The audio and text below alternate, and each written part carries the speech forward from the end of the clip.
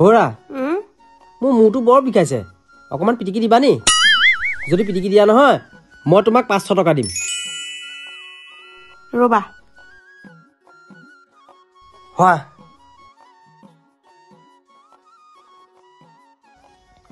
আৰু যদি তুমি মোক ভৰি পিটিকি দিয়া নহয় আৰু 500 দিম